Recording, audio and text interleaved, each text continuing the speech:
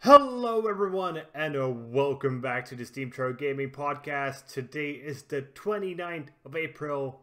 My name is Kralizec and I'm one of your hosts for the evening. The second host is Tygergamer. Hello Tiger. How are you doing? I'm fine. Just a bit tired today. Spent a bit too much time on the sun. It's been super hot here today.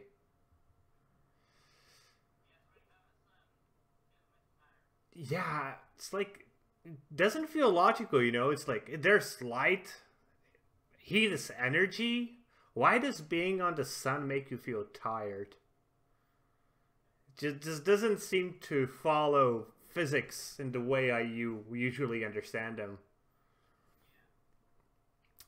But, what can you do? And we're not really here to talk about physics or the sun. We are here to talk about video games. So, Tiger, tell me, what have you been playing this week?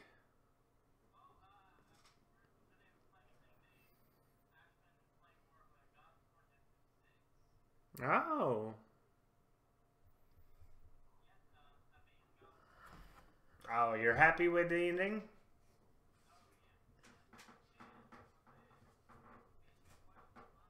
Mm-hmm. Mm-hmm. I told you. He's just best.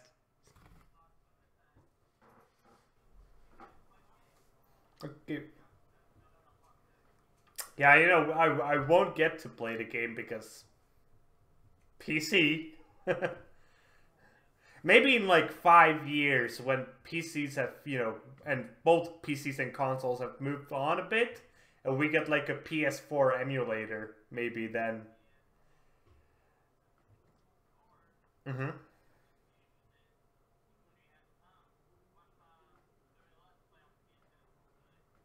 Oh, I might. I might. Even though I'm not that big on Let's Plays. And if I watch a Let's Play, it's usually on a very, very heavily story-based game. There, you know what I might do? This week I actually read an article about God of War speedrunners. And they're like totally insane, apart the fact that they like involve a lot of cutscenes. So that might be a good way to approach this if you just want to watch it for a story.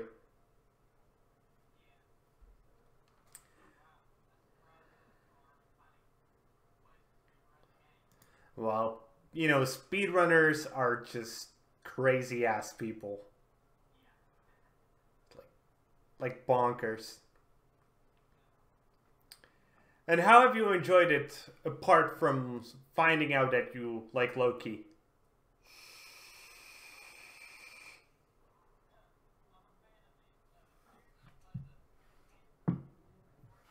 Mm-hmm.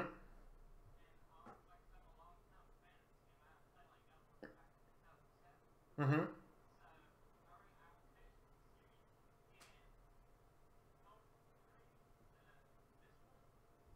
Mm-hmm.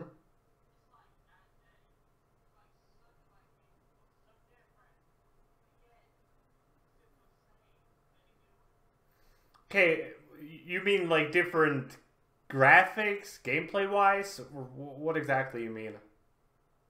Oh, obviously the graphics, you know, those.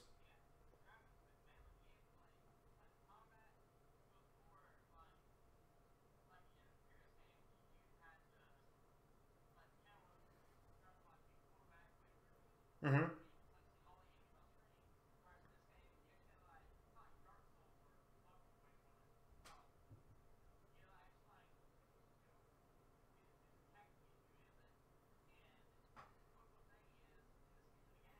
Mm-hmm.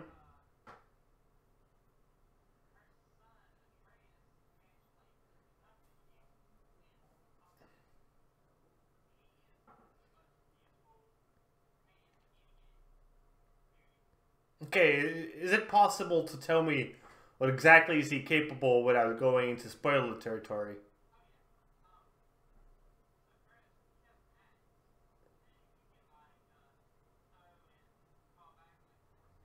Mm-hmm.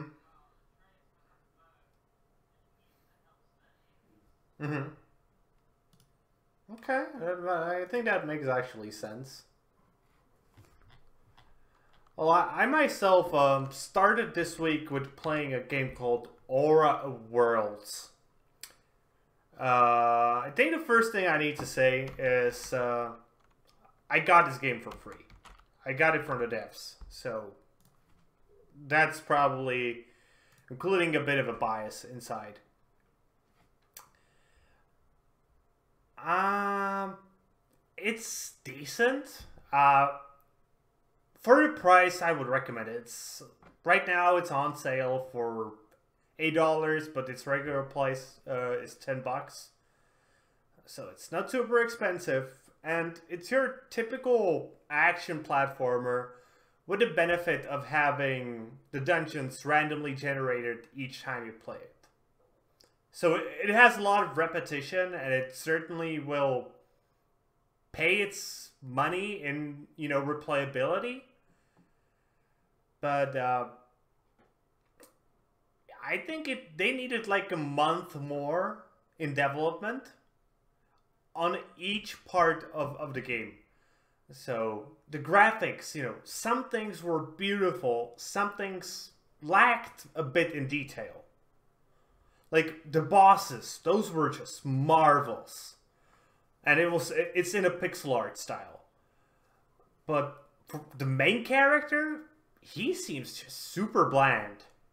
Like, you know, that little bit extra kick was not there. And same with music. The combat felt a bit slow. Like, often the best way to go through a level was to avoid combat as much as possible. And I don't think that's a good thing in an action platformer.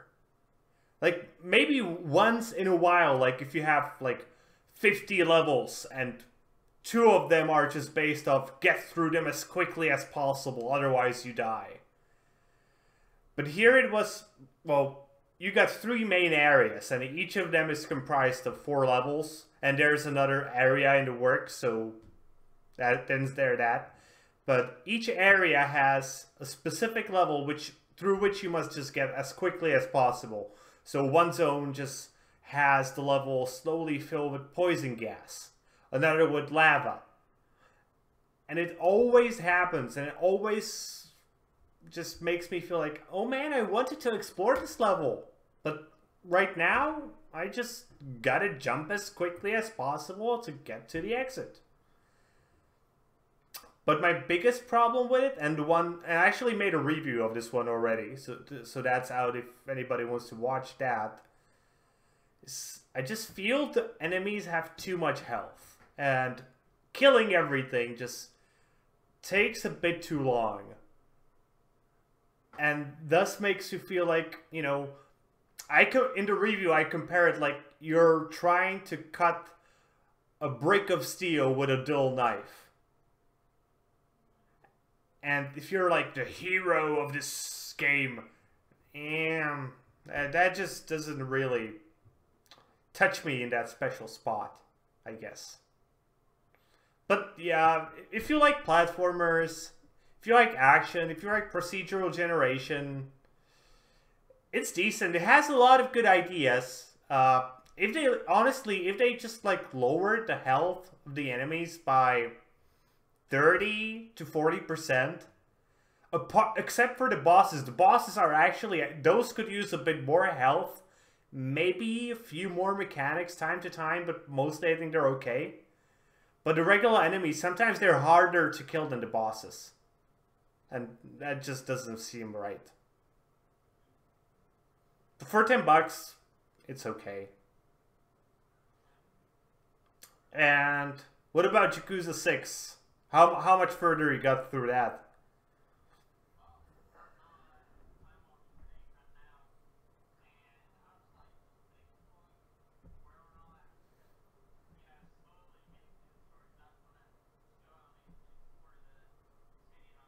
Mm-hmm.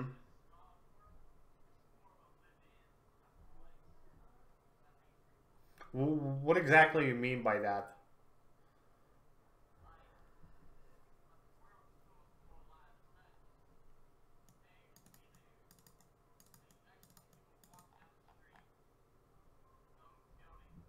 Mm-hmm.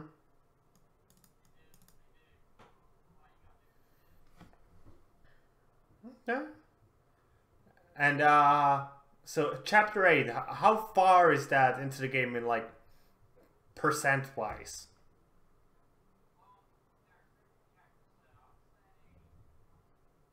3/4? Okay. So you're probably planning to finish it this week, right? So I want to hear your final thoughts next week. Okay, I actually got to play 2 more games. One is really quick as I haven't played much of it. As it's a game I want to actually invest like my own personal time, not work time. That always sounds super weird when you're like, oh, I want to play a game for fun. And people are like, for what other reason would you play a game? For work? But yeah, this is Frostpunk, the city builder. So far I've only put like 30, 40 minutes into it. I was honestly thinking about making like a super first impressions video. But then I decided, you know what? No, this will be my own thing. I will enjoy it because I really, really like the theme of this. And the 40 minutes, you know, it doesn't give you much information. It's really the first impressions. So, so far, it seems pretty casual for a city builder. Which I honestly really like, because I'm not into, like, hardcore setting how much electricity every building in bulb takes, so you can... yeah, that's not my thing. I prefer to build a pretty city that works if I play something like SimCity, and here it's going to be, you know, just about finding that balance between livable and everybody not dying. But there's one thing I really like about this, and that's the insane attention to detail they put into it. So, for example, the game essentially starts you up with, you know, you're like a band of about 100 survivors, and you find this old coal generator. And you're all on a world that's just being covered with ice. It's like a new global ice age escape. And obviously, heat is quite the useful resource in such a scenario. So a generator for coal is quite useful. So essentially, the generator is like the core of your city, and you're building everything around it. And you have, you know, your people are around it because that's where warm is. And one of your first tasks is to go gather some coal, because otherwise you can't start the generator. So you send out a few people to go get the coal, and there's like a track in the snow where the people walked. And that's really what I like. So the game is gorgeous. I'm pretty sure many people will be like somewhat offended by it because, for example, there's a law that allows you essentially to go into child slavery. You know, because it's the post-apocalypse and every working hand is useful.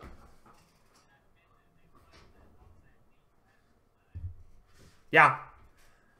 So, I personally haven't chosen that, like, child slavery. I've chosen that children can work, because otherwise they're just mouths to feed.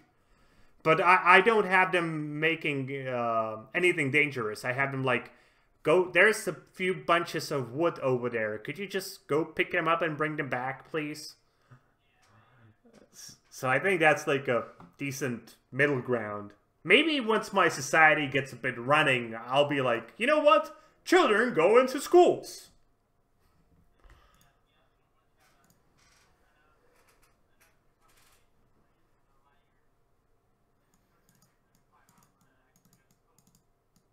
Yeah. But right now, they're hands that need to be used.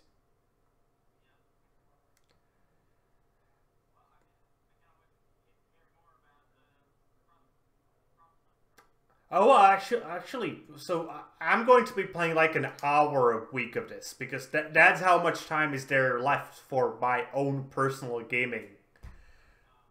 But I've from what I understand, it's been selling really well. It sold like 300 copies within its first opening weekend, and the devs have already said, okay, it's been successful. We're going to make an expansion. So it seems that it's doing pretty well. And then there's the last game of the week, which we both recommended last week. It's Swords of Ditto. And I've put like, at the very least, 5 to 6 hours into it of like really trying really hard, you know, not wandering around, like just focusing. I just can't get into it. And my main reason is it wastes so much of your time. You know, I actually loaded the Steam reviews for this. The first review on this is, this game is just trying to waste their time on a useless big time. You know, so to give you an example, okay, first maybe I should tell you what it is. It's essentially a roguelike Zelda. So if you die, your progression is somewhat saved, but you still need to, you know, collect a bit of the stuff. But everything takes so freaking long. And there's so much loading time involved. I think I'm going to exaggerate here, but out of the 5 to 6 hours playing, it feels like I spent 2 hours of the game just watching loading screens or waiting for something to happen. So each time you die, it's not like you can just go straight into the action. You first need to walk over like 3 screens. Each screen has its loading time to get the sword. And then you can go into the action, but first you have to waste like 4 minutes of your life just walking, not having any abilities, not encountering any enemies, just walking through the same exact 3 zones every single time. The zones are super small. If you really hurry, it takes you like 30 seconds to traverse them. There's like 6 enemies in each, and then there's a loading screen for the next one. To enter a dungeon, there's a loading screen. To go between different screens of the dungeon, there's a little bit of a load time. The conversations are super long, and like there's a little animation that happens at the beginning of each one, and you can't skip that animation. And on top of that, the combat also feels super slow.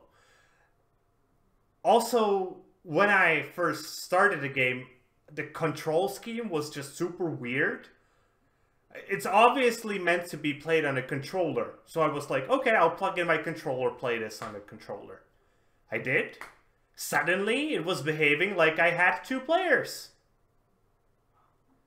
I couldn't fix it, so I was like, okay, I guess I'll remap it back to the keyboard. So then I went into the settings, and the movement was on the keys with the arrows, not on the WASD keys. Like, what year are we in? Like, 1987? I had to remap everything. So right now I remapped movement to the WASD keys. I have like my attack on the numpad because that makes most sense to me. You can't use the mouse while playing, even though there is aiming sometimes. Nah. There are people who are saying they like it, as they say some of the higher tiers of progression are really cool. But if I have to spend like 20 hours to get to cool abilities, that's not a game for me. I know there are plenty of people who are okay with that, and good for them. This is a game for you. But it's just not for me, I guess. Otherwise, it's a Zelda with really, really cute graphics. And if there's one thing I should praise this game about, is that it looks amazing. It really does. But I honestly think the people should probably go and make like an animated cartoon rather than a video game.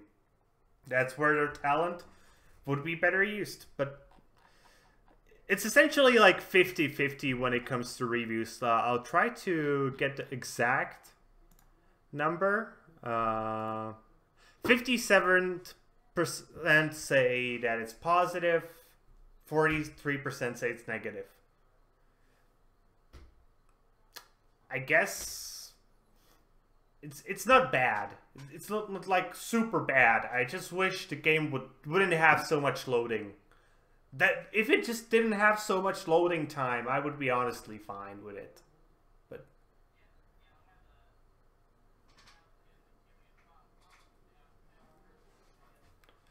well, there's one thing I should mention. I didn't install this on my SSD. I installed small games, and this looked like, you know, it's a 2D game. It's not like it's going to be super resource hungry. So I installed it on my hard drive, on my, like, you know, spinning pieces of metal hard drive.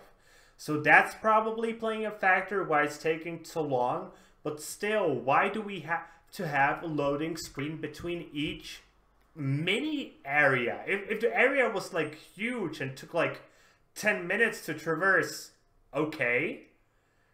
But why do we have it in a 2D game in which areas take 30 seconds to traverse? And, you know, Skyrim, you can traverse miles and miles of land without seeing anything load until you go into a dungeon.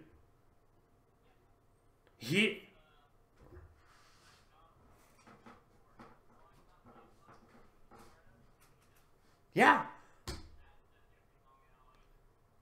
So I just feel like maybe they just didn't do the coding properly. They like too heavily relied on, what's the word? Compartmentalize? I don't know the word in English. To put everything into each neat little compartment.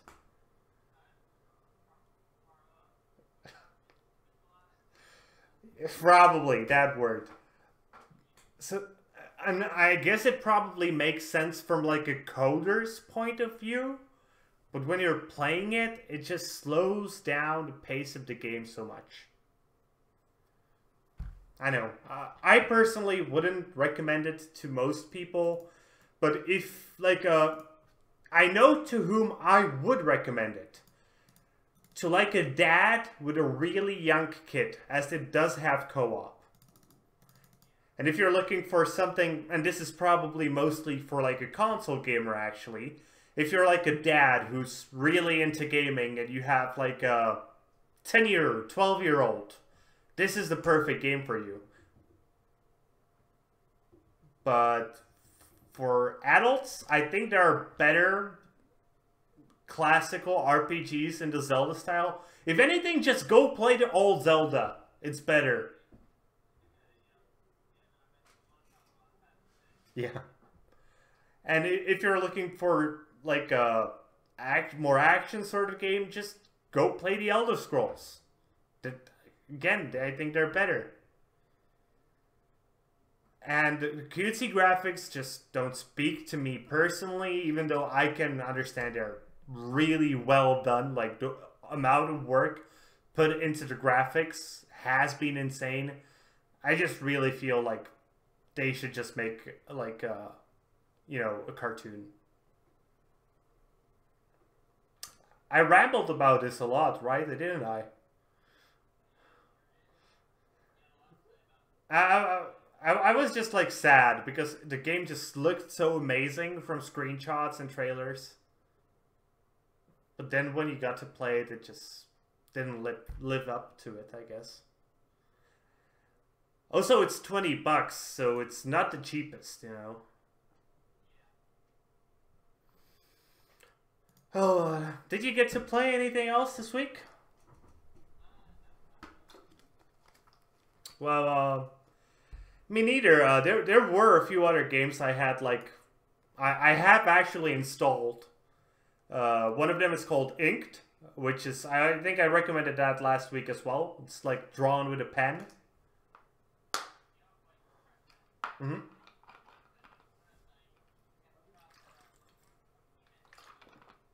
Okay, how is that?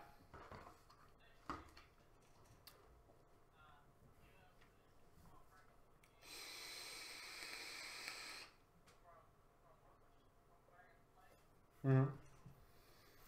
But man, that's a long time since I last played like a demo version of something. And actually, yeah, talk.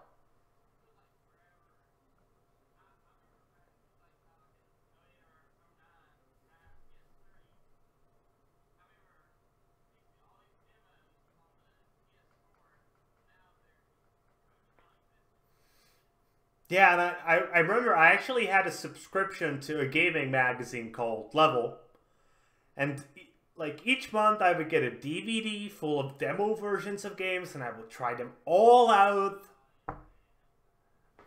And where are those days? And I honestly wish more like studios would be doing demo versions.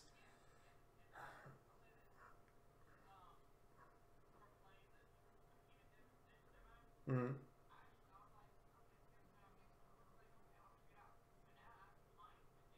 Mm-hmm.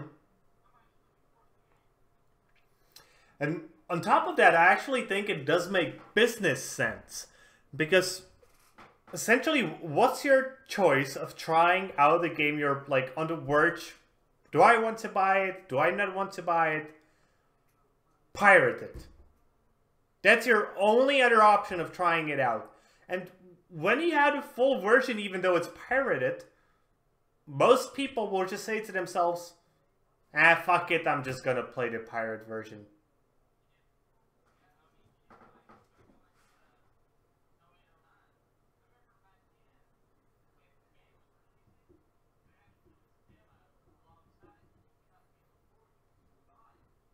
Yeah.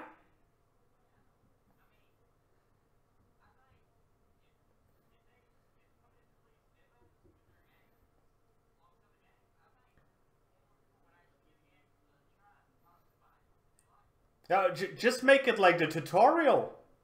You don't need anything else, really, most of the time. And I know, it just seems super weird that companies stop doing it. And it's not like, it's hard to make a demo, I think. You already have a full game.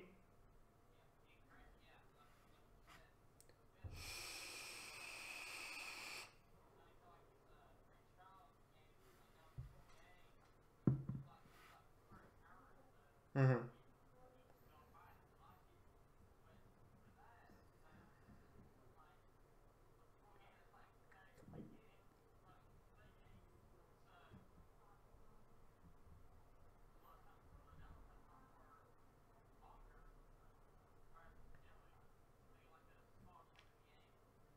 Yeah, it's lot less assets.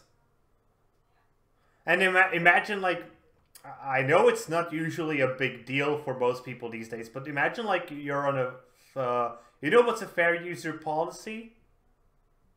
So imagine if you have, like, 100 gigs per month. And that's all you get for that month. Maybe it allows you, like, okay, I can buy one game per month because I need the rest of the internet to work also.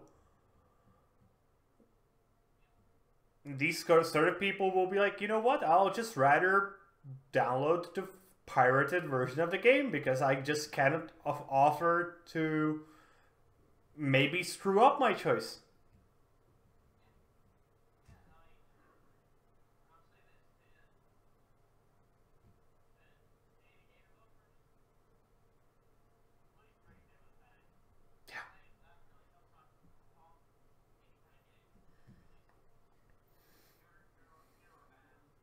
Yeah. And us two, we're really special cases. We really don't mind buying games, like huge amounts of buying games, because the games will essentially pay themselves back in our cases. But like your average gamer, he probably buys like, I don't know, 2 games, 3 games a month. And he's really picky. Giving him the chance to try out your game, maybe he will be inclined to buy it.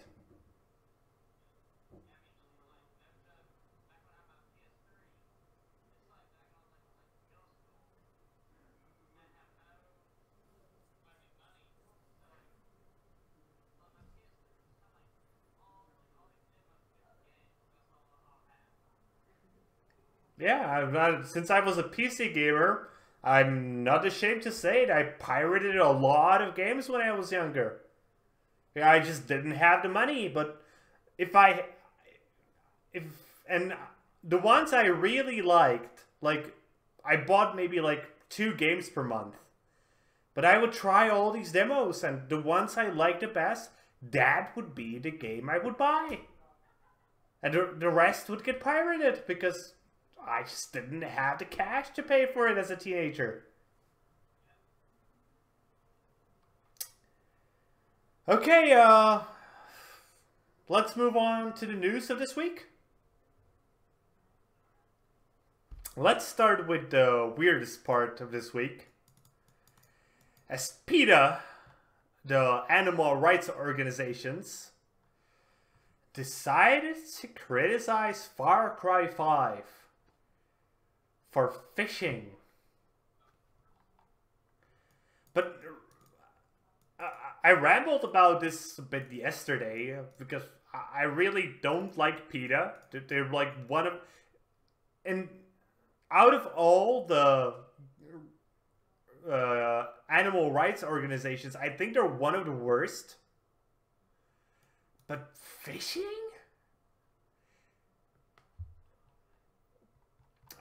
And as I said yesterday, I would understand if they criticized, like, you can throw a grenade at a bear and he explodes all over the place. And if they would be complaining about that, I would be like, okay, I guess I see your point. But fishing?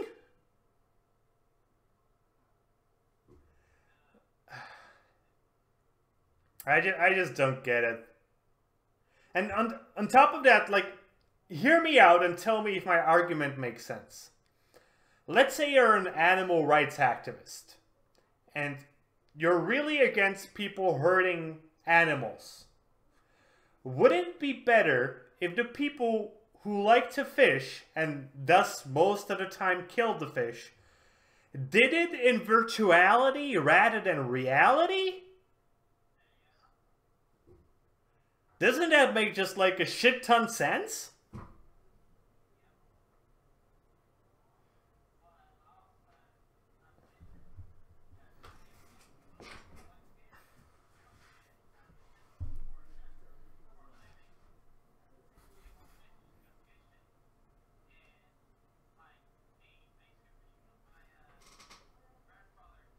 Mm-hmm.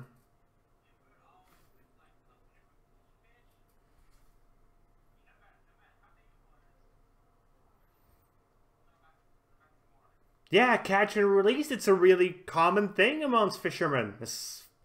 I personally am really bored fishing. It's not... But I know my uncle does it, and yes, sometimes he fishes for food. Because he's also a cook. He used to be a professional cook, so sometimes he like catches a fish, takes it home to his family, grills it, and I think that's also fine.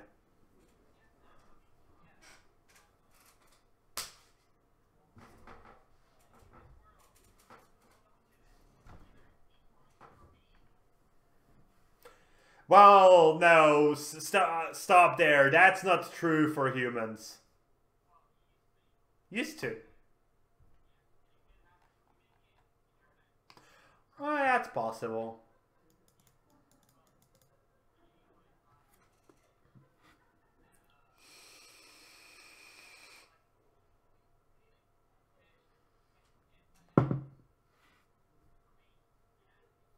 It, yeah, and you know what? I'm a huge proponent of developing artificially grown meat.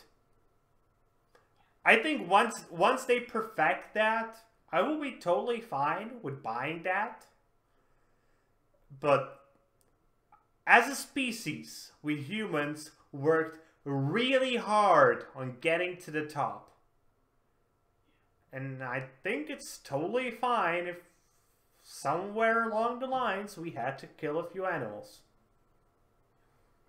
I'm not saying like I'm just kill animals because you think it's funny to kill animals. But killing animals for food? Okay.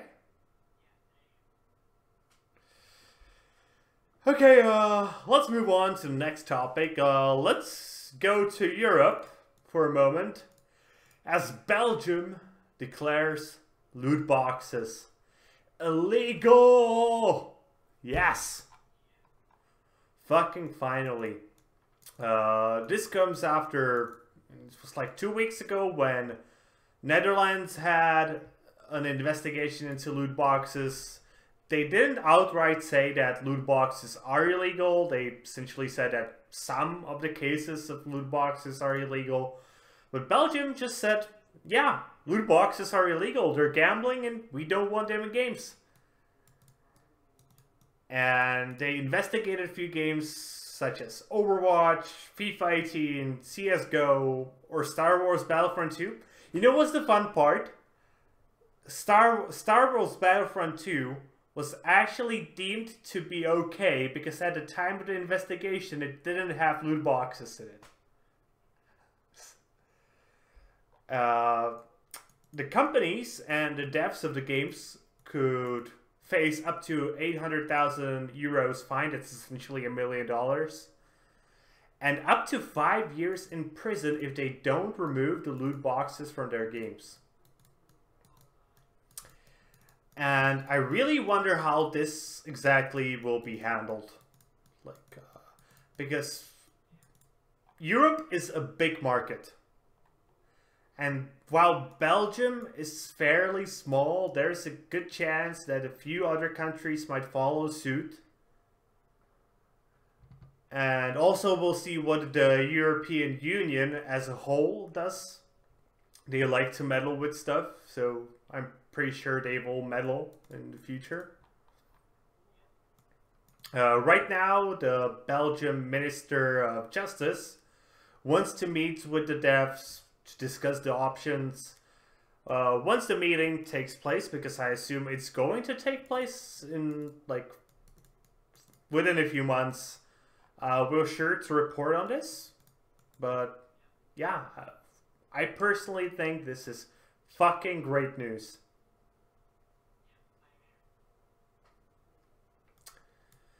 Okay, next topic. It's about Fortnite, as Epic is seeking a default judgment in a lawsuit against a 14-year-old kid and his mom because they cheated in Fortnite. So I actually asked Tiger to take a look at this because my understanding of the American law system is just not up to par. So what can you tell us about this?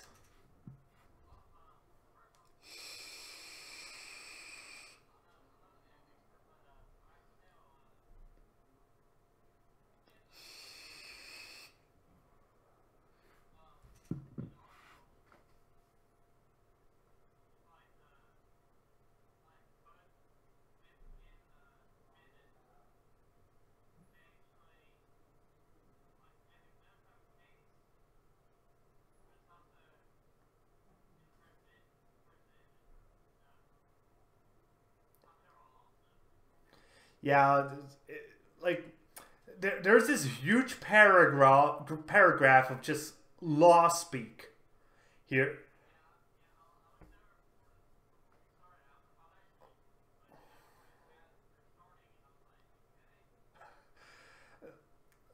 I was talking about it a bit yesterday. From my like really basic understanding, essentially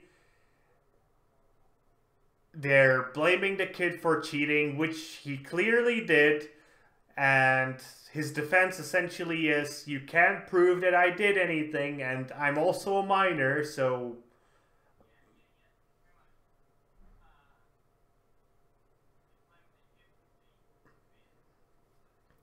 But Epic has come out and said, okay, I'll read this because this is horrible.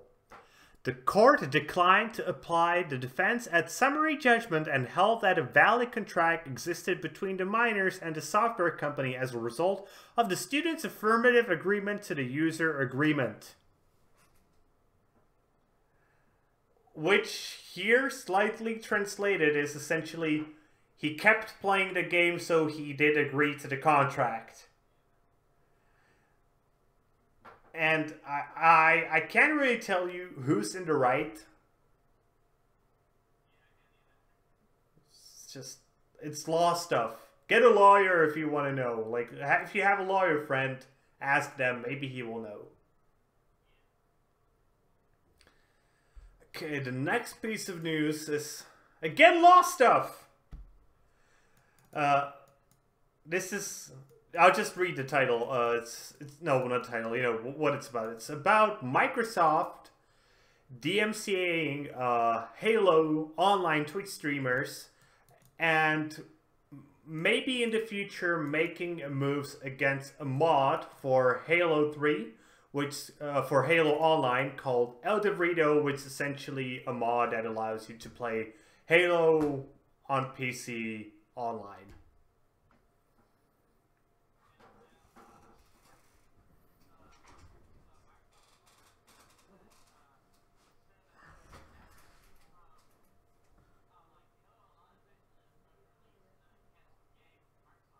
Mm-hmm. Mm-hmm.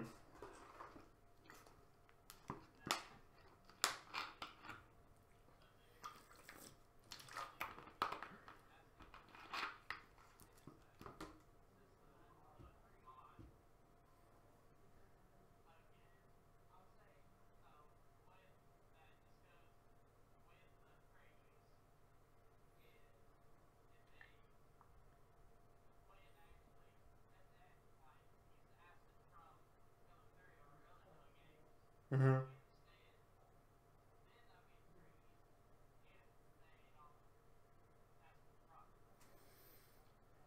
Okay. I don't know that much about fair use in America, to be honest. I know about fair use in Europe because that's what concerns me personally. But my bigger problem with this, I don't think they have really like taken the correct way PR wise. Uh, as far as I understand, they are in like legally they're right, but it's really morally a gray zone, and I think they just should have been like, you know what, let's have them have it. Uh,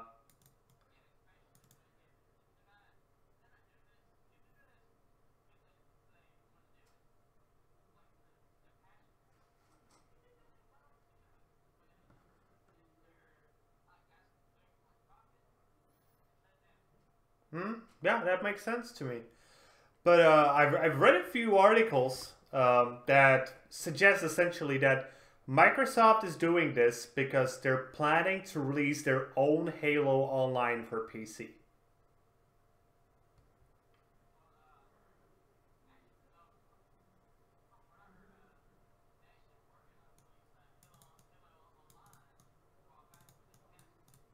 No, but like a new version, not this one, like a newer one. But still, in that case, wouldn't it make more sense to keep this one alive, even though you're not having any profit from it? But it would be building the Halo Online community, and then once you release your official title, the vast majority of people would go to the new one. So, I don't know. I guess Microsoft is in the right here, but it could have been handled a better way. Yeah.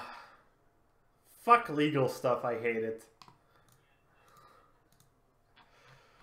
Okay, let's go into hardware stuff. This is my thing, I guess, this time. As essentially, last week it was discovered that there is a way to hack the Tegra chipset that, apart from many other devices, is also running the Nintendo Switch. The hack is called Fusée Gelée, which, as you people understand, sounds very French, and I am 100% sure it comes from French. Actually, does it translate to something from French? Let me quickly check that out. Oh yeah, it means frozen rocket.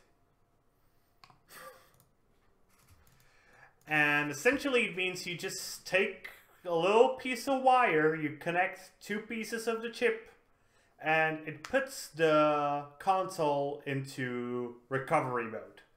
And then allows you to install your own software onto the Switch. And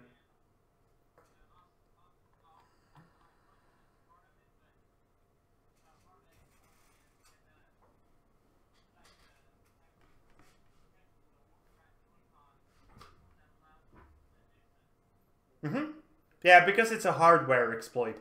Interestingly enough, the fact that it's a hardware exploit also means that it essentially isn't fixable. Or at least for the consoles that are already in people's homes at the shops. The consoles that are still in the factories and the future ones will very likely have this thing fixed, so it will not be a possibility. Also, one thing I want to say is, don't do this if you aren't sure of what you're doing.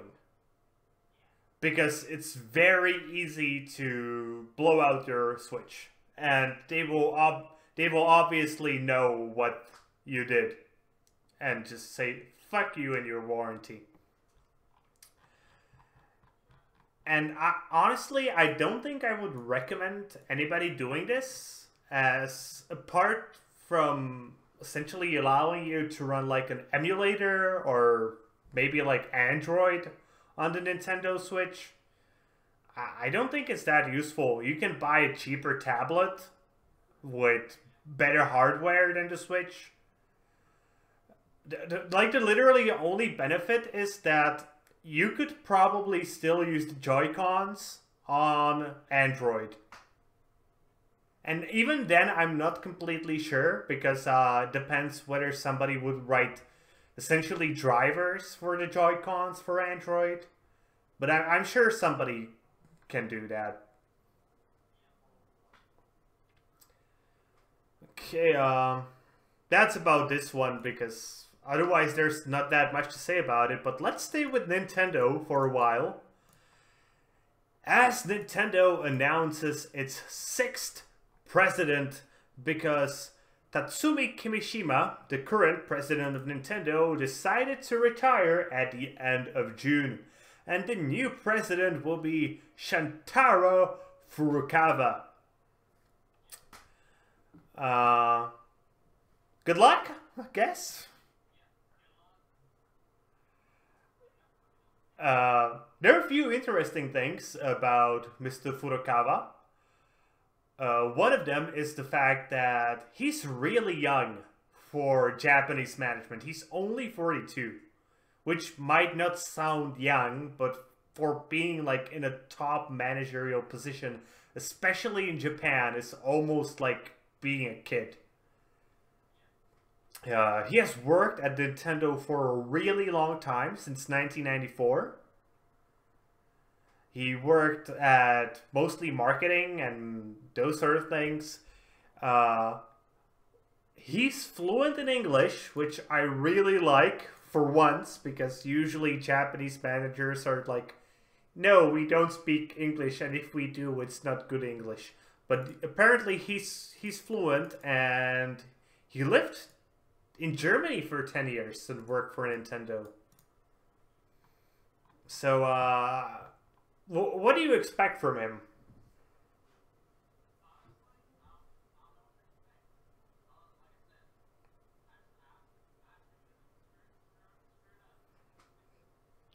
My personal guess, and I might be like completely wrong because this is really just guessing, I think he's going to be slightly more willing to risk compared to Kimishima. Just because the fact that he is slightly younger. Oh, well, slightly. He's like 28 years younger, so...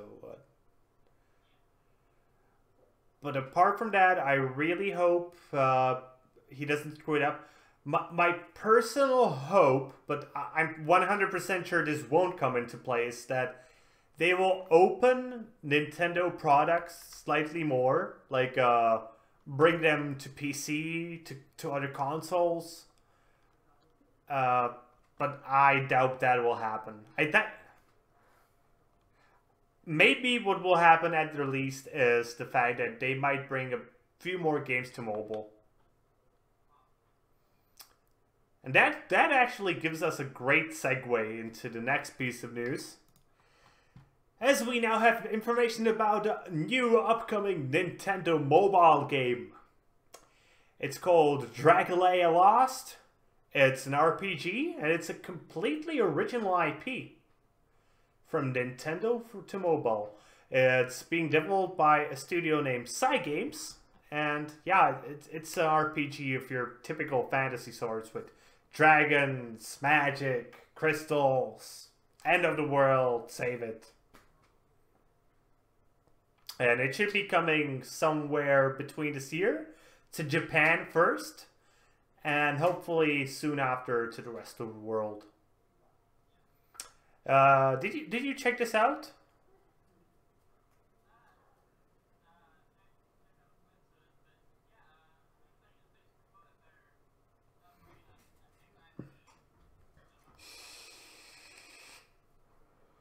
I was honestly really surprised about that. Like, I didn't expect that at all.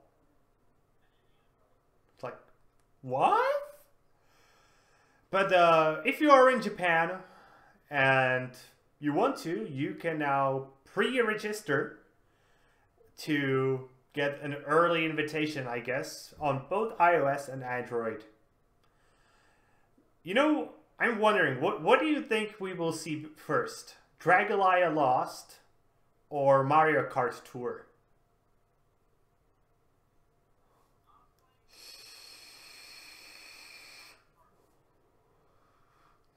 I don't think so.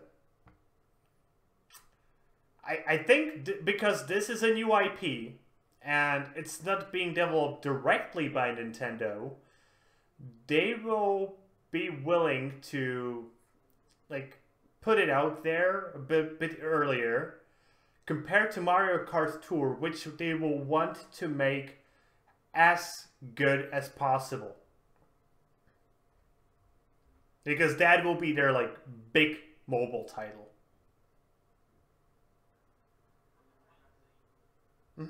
Essentially. Okay, and that brings us away from Nintendo and brings us to Blizzard, my favorite gaming company, which has decided to start selling StarCraft 2 mods that are created by the community. So far there are 2 mods available in the premium arcade shop. The first is called Arcstar, has been created by Daniel Artman, also known as Pirate, which essentially is a tactical turn-based role-playing game playing as one of the Protoss. And the other is called Direct Strike. This is by Tia, and it's a type of war sort of game. Both of the mods are available for $5, which I think is a fair price. Bigger question I would like to ask you is, well, to me, it just seems late.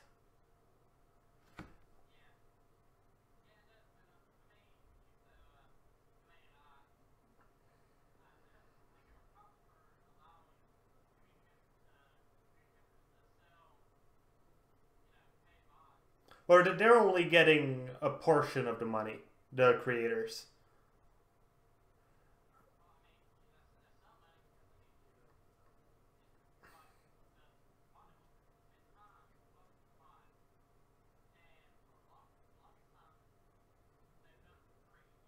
Mm-hmm. And and you remember the backlash against paid mods for Skyrim? I, I didn't understand the backlash. Like, you like the mod. You probably like the content creator. Won't you want to support him? It just made sense to me, but here I just think it's too late.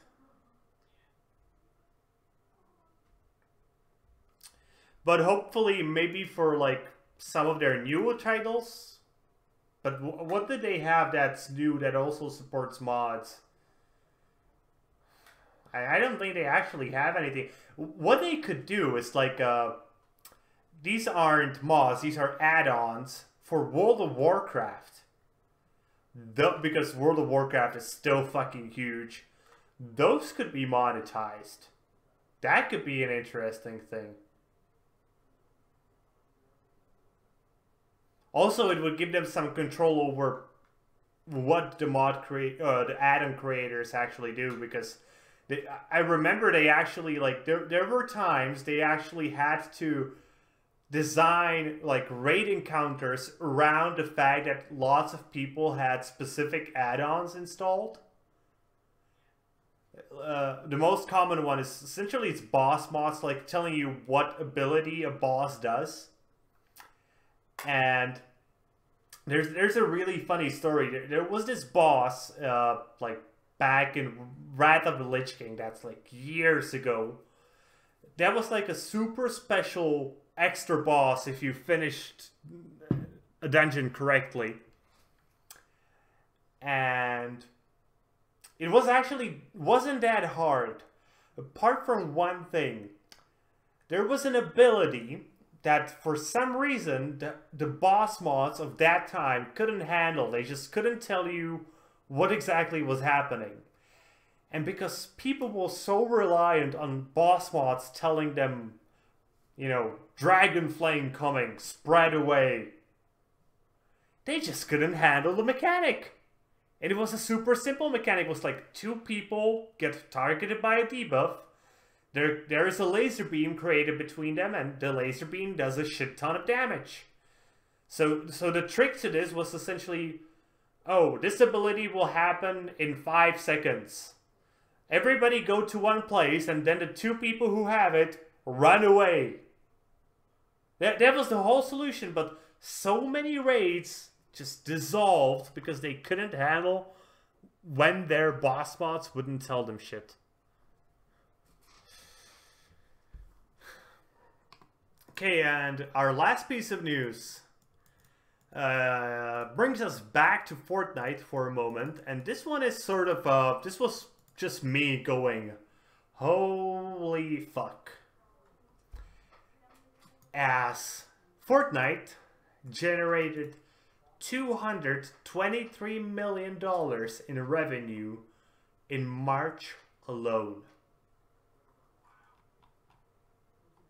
That translates to about $7 million per day,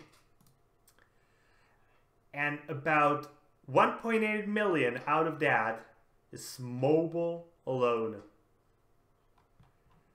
So, congratulations, I guess.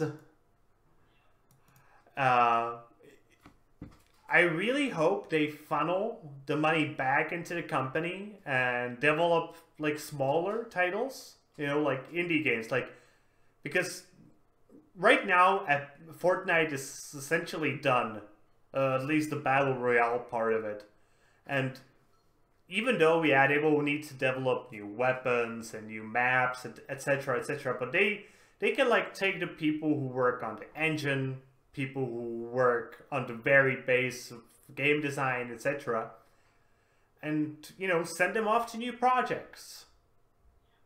So I'm hoping they funnel them into like smaller projects. But you know what's the most fun part of this? So this Fortnite, this revenue stream still places it only at the fifth highest grossing game of March. League of Legends is higher. Dungeon Fighter Online is higher. It's just insane. And what $1.8 million in mobile, that also sounds pretty insane. But even Candy Crush is higher than that. On mobile, it didn't even go into the top 10. But we'll see what the future brings. And that's it for the news.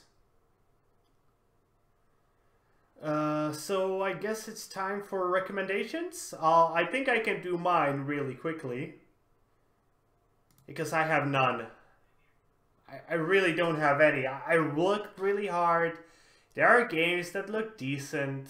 Nothing really looks that amazing. So what I'm gonna do is say, if you like city builders, try Frostpunk. What about you?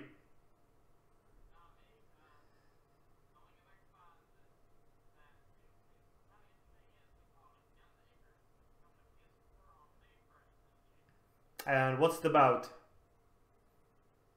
What's it about?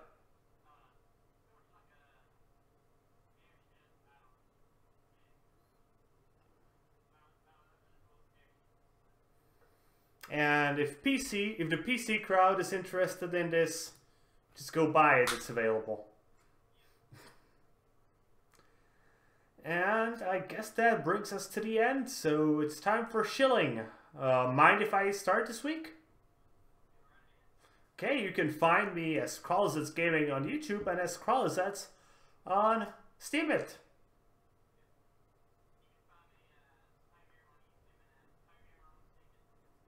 And there you go. With that being said, that's going to be it for today, guys. We both hope you enjoyed today's episode. If you did, please consider giving us a thumbs up and subscribing to the channel. If you're watching on SteemIt, maybe you want to upvote a post and follow the blog. Either way, be sure to leave a comment and be sure to tune in tomorrow because the gaming news returns. See you guys later with more gaming content.